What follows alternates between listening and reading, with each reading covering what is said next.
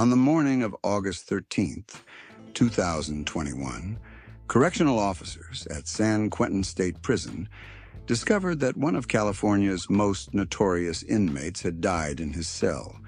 His name was Curtis Floyd Price, and for decades he had lived in the shadowy confines of death row, awaiting an execution that never came.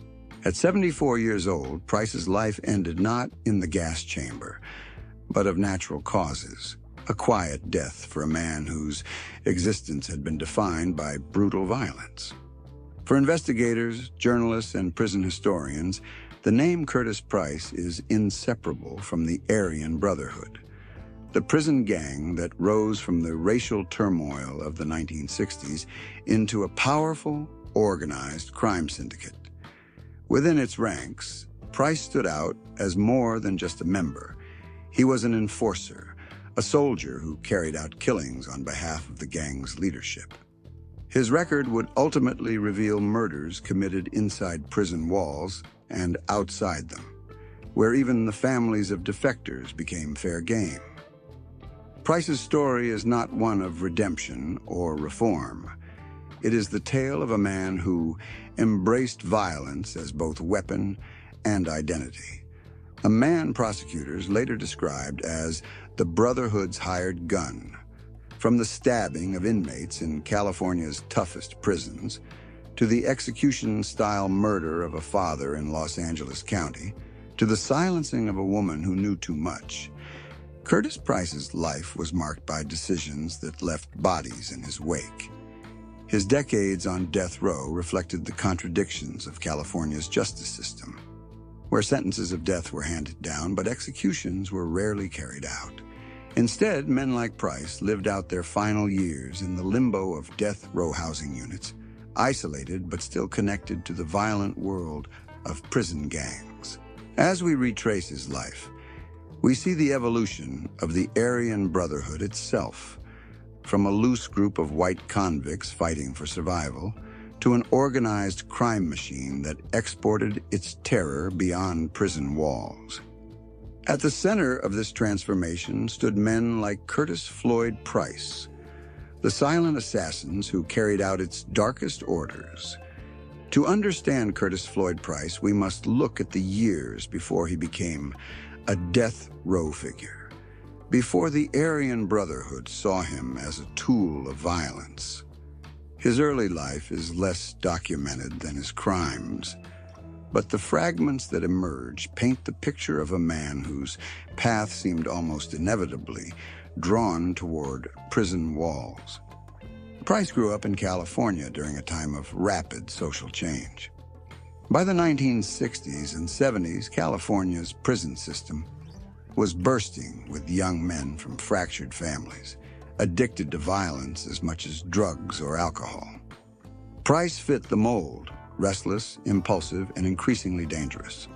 From his teenage years, his brushes with the law escalated quickly, from petty theft to violent crime. Court records and later trial testimony describe a man whose capacity for violence was evident even in his early adulthood. Price accumulated a record of armed robbery, burglary, and assault, offenses that suggested more than a passing recklessness. He wasn't just stealing for survival, he was exerting control, intimidation, and power. His crimes carried an edge of menace that set him apart from the average street criminal. It wasn't long before his actions placed him behind bars. But rather than prison serving as a deterrent, incarceration became the crucible in which Price's true identity was forged. Inside California's prison yards of the 1970s, racial lines were sharp. Survival depended on alliances, and violence was a currency. White inmates gravitated toward the Aryan Brotherhood, which had already begun evolving from a protection clique into a deadly force. For a man like Curtis Price, this environment was fertile ground. His willingness to use violence without hesitation drew attention. Stabbings, fights, and intimidation became part of his daily life inside. By the late 1970s, his name was already marked in prison files as a high-risk inmate, known for unpredictable aggression and a capacity for calculated brutality.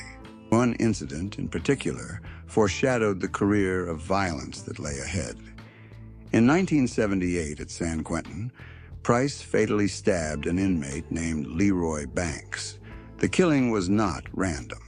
It was carried out after Banks reportedly disrespected a Brotherhood member. In that moment, Price proved he was not just violent, but loyal, a man willing to kill to uphold the gang's reputation. That act cemented his reputation.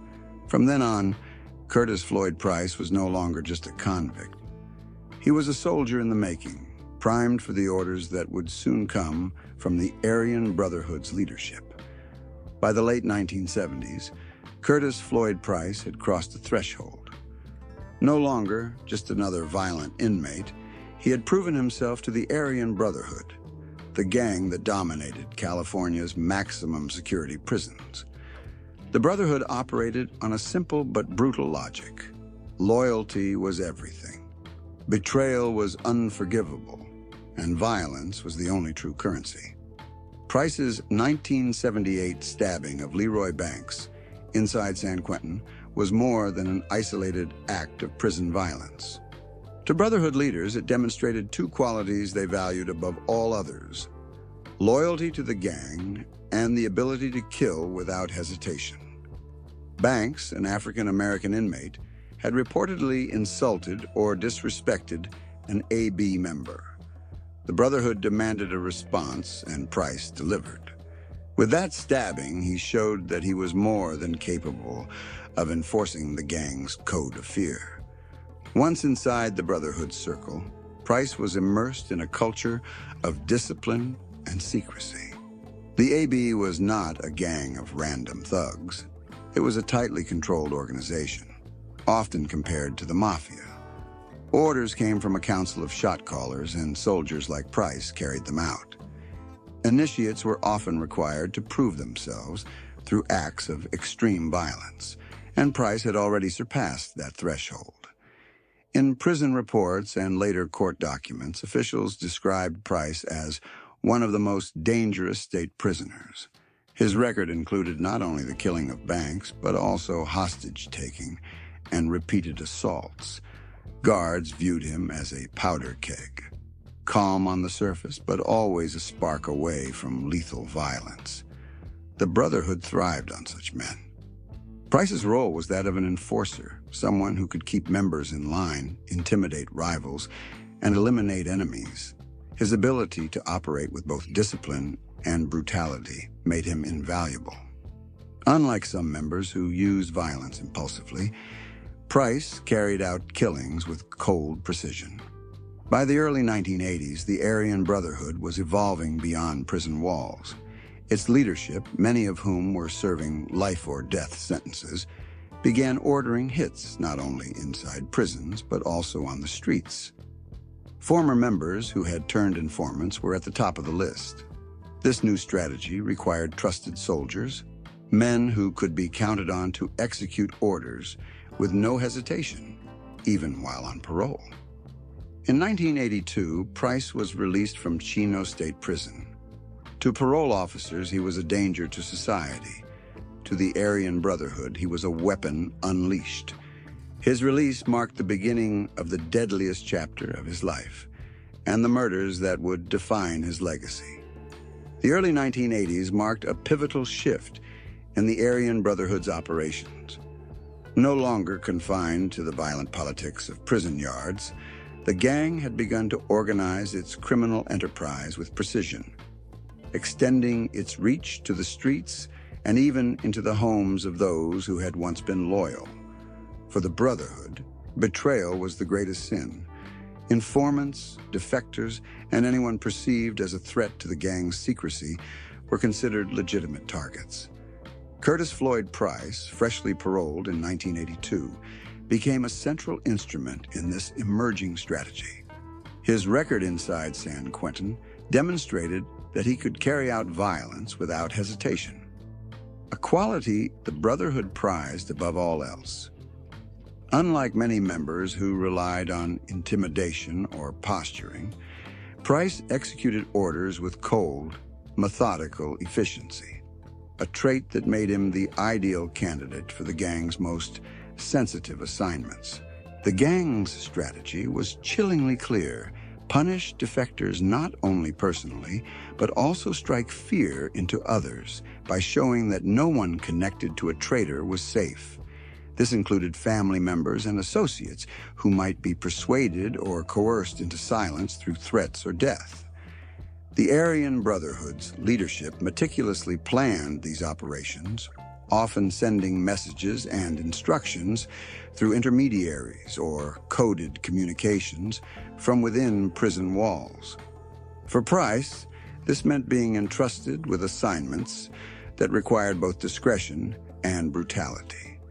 He was no longer just a violent man behind bars. He was a contract killer, tasked with sending a message that betrayal carried consequences far beyond the individual. His training and past experiences made him uniquely suited for such missions. Every act of violence was calculated to reinforce the Brotherhood's dominance, both inside prisons and in the wider world. At the same time, law enforcement began to recognize the sophistication of the Brotherhood's network. Hits like those carried out by Price were not impulsive crimes of passion. They were deliberate, targeted assassinations, often with clear motives tied to gang loyalty and fear. Police reports from this period describe Price as a man whose very presence struck terror into those who knew his reputation. By the time the murders of Richard Barnes and Elizabeth Hickey occurred in 1983, the Brotherhood's strategy had crystallized. Price was executing the gang's blueprint of control, a careful, ruthless campaign to protect its secrets and punish anyone daring to cross its ranks. These killings would not only leave a trail of bodies, but also serve as a stark warning, a demonstration of the lengths to which the Aryan Brotherhood would go to maintain power. February 13th, 1983, marked the beginning of Curtis Floyd Price's most notorious chapter, a calculated killing that would cement his status as the Aryan Brotherhood's lethal enforcer. His target was Richard Barnes, father of Stephen Barnes, a former Aryan Brotherhood member who had defected and cooperated with law enforcement. To the Brotherhood, betrayal was not tolerated, and sending a message to deter other defectors was paramount. Price was the man chosen to deliver it.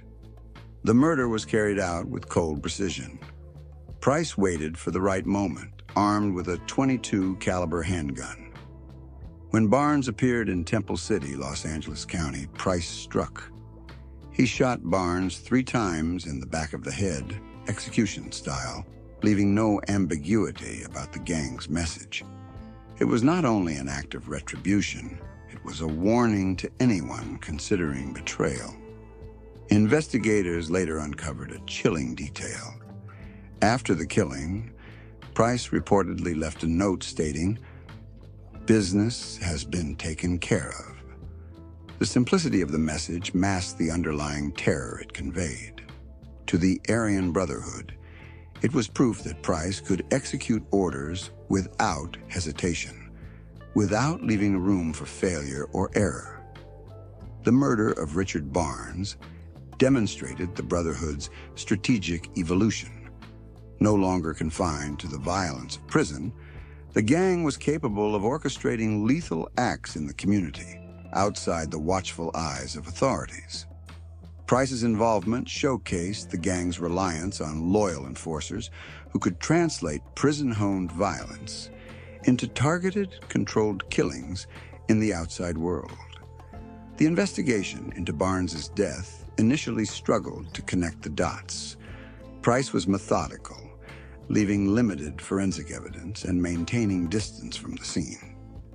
Yet law enforcement recognized the patterns familiar from the Brotherhood's prison operations, a calculated, purposeful strike designed to maximize psychological impact.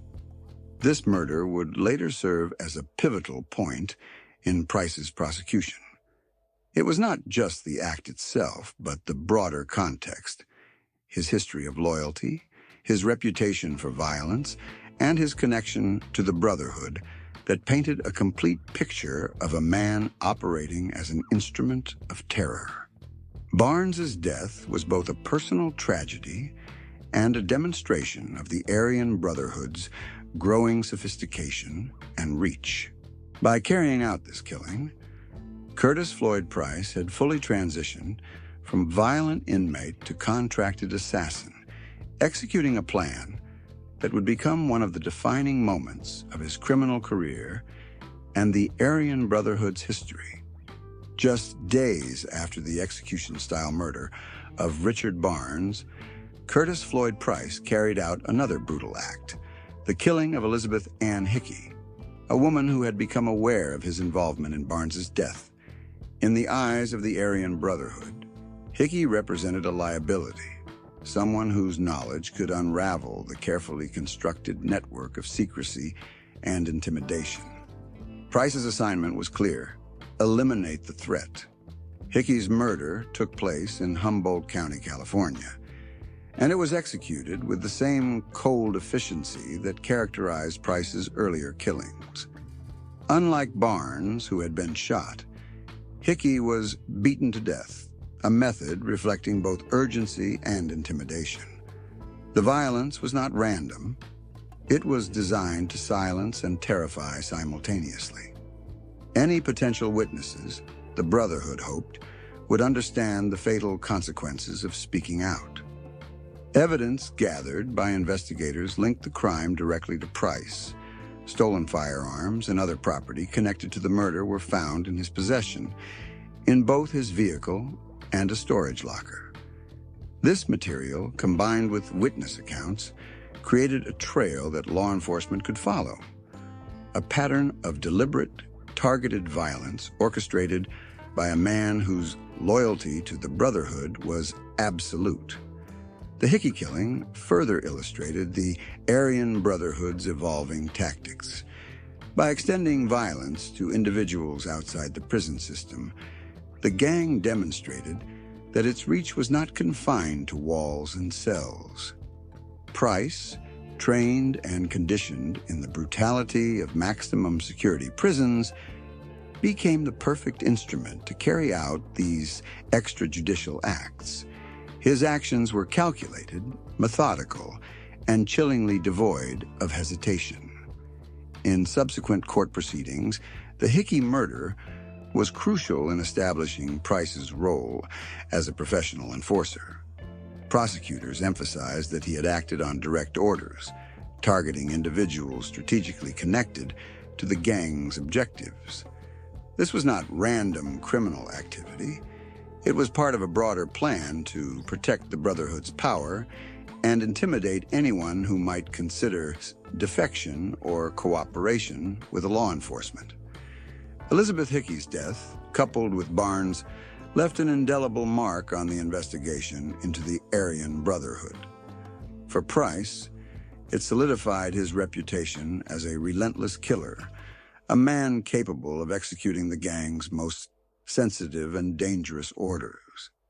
These murders, though separated by days, reflected a single purpose: to enforce loyalty through terror and ensure that the Brotherhood's secrets remain protected at any cost. After the murders of Richard Barnes and Elizabeth Hickey, law enforcement intensified efforts to bring Curtis Floyd Price to justice. The investigation revealed a pattern of calculated violence, connecting Price not only to the killings but also to stolen firearms, burglary, and other offenses. Authorities quickly recognized that they were dealing with a man whose loyalty to the Aryan Brotherhood had made him a highly dangerous enforcer. Price was arrested in the early 1980s, and the case against him became a high-profile legal battle. Investigators painstakingly assembled evidence linking him to both murders: forensic traces, stolen property, witness testimony, and his own communications. Among the most chilling pieces of evidence was the note he reportedly left after Barnes's death, stating, Business has been taken care of. This note, prosecutors argued, demonstrated not only his direct involvement, but also his cold and methodical mindset. The trial, held in 1986, exposed the inner workings of the Aryan Brotherhood to the public and provided a glimpse into the extreme lengths the gang would go to protect its secrets. Prosecutors portrayed Price as the Brotherhood's professional killer, a man whose criminal career spanned prison and street-level violence. They presented detailed accounts of his prior attacks, including the stabbing of inmate Leroy Banks in 1978, hostage-taking incidents, and other acts of brutality inside California prisons. Witnesses played a critical role, particularly Michael Thompson, a former high-ranking member of the Aryan Brotherhood who had turned government witness. Thompson's testimony helped establish the chain of command within the gang, explaining how Price received orders and carried them out without hesitation. The courtroom heard how the Brotherhood had evolved from a prison protection group into an organized network capable of executing targeted assassinations outside prison walls. The defense attempted to challenge the credibility of witnesses and argued procedural missteps, but the overwhelming evidence left little doubt. Price's history of violence, the precision of the murders, and the pattern of intimidation aligned perfectly with the prosecution's depiction of him as a cold, calculated enforcer. Ultimately, Curtis Floyd Price was convicted of first-degree murder, armed robbery, and burglary. The jury recommended the death penalty, a sentence that would see him placed on San Quentin's death row for the remainder of his life.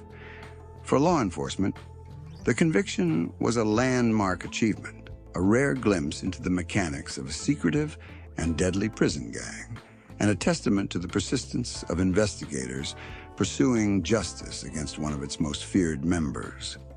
Following his conviction and death sentence in 1986, Curtis Floyd Price entered a decades-long cycle of appeals that would occupy much of his remaining life.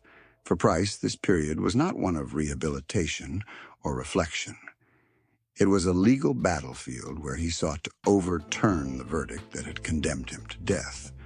For law enforcement and prosecutors, it became a revealing process, one that exposed the inner workings of the Aryan Brotherhood in unprecedented detail. Price's appeals were grounded in several legal arguments.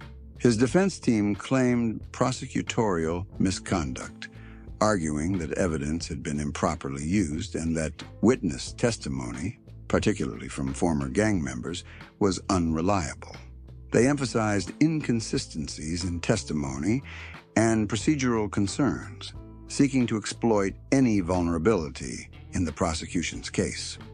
Despite these efforts, the courts repeatedly upheld Price's conviction, citing the overwhelming evidence linking him to the murders of Richard Barnes and Elizabeth Hickey. Central to many of the appeals was the testimony of Michael Thompson, a former high-ranking Aryan Brotherhood member who had become a government witness. Thompson provided intricate details about the Brotherhood's operations, how orders were issued, how violent acts were planned, and how soldiers like Price were recruited and deployed to enforce the gang's code of loyalty. His testimony helped illuminate the organized and systematic nature of AB violence, challenging perceptions that these killings were random or impulsive acts of street crime. The appeals process also highlighted the intersection of prison gangs and the legal system. Price's actions, although criminal, were tightly linked to the Brotherhood's organizational structure. Courts considered whether his role as an enforcer diminished his individual culpability or reinforced it. Ultimately, it reinforced it. Price was not acting out of spontaneous rage. He was carrying out calculated orders that the gang had meticulously orchestrated. While Price's legal battles dragged on, they inadvertently exposed the Aryan Brotherhood to scrutiny from law enforcement, the media, and the public. Investigators documented patterns of retaliation, the targeting of defectors' families, and the extension of gang influence from prison yards to communities. Price's case became a template for understanding how the Brotherhood operated and the extreme measures it used to protect its secrecy. By the time the courts denied his final appeals, Curtis Floyd Price had spent decades in the shadow of death row, a prisoner whose life was defined as much by the crimes he committed as by the legal mechanisms that ensured his sentence remained in place. His appeals were not victories, but they were windows into a hidden world, one of loyalty, terror, and the enduring power of the Aryan Brotherhood. For Curtis Floyd Price, being sentenced to death in 1986 did not mean immediate execution. California's death row functioned as a limbo of punishment, where men sentenced to die would spend decades in isolation, waiting for a process that often moved slower than life itself.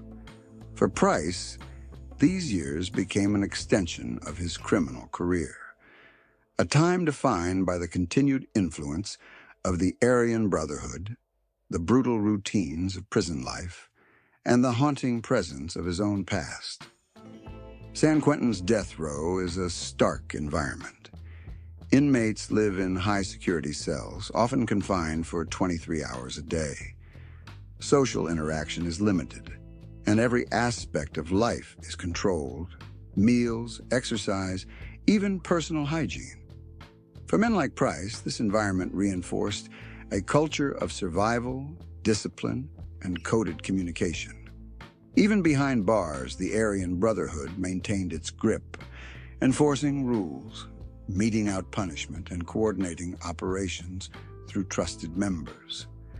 Price remained connected to this network, respected and feared for his past deeds. While much of his time was spent in solitude, Price's reputation traveled through the prison system.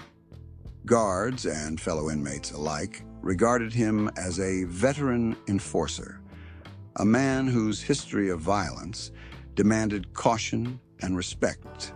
Younger inmates learned his name not from books, but through the whispered warnings of older men. Curtis Floyd Price had killed for the Brotherhood, and he would do so again if called upon. During this period, Price also faced the psychological weight of his crimes.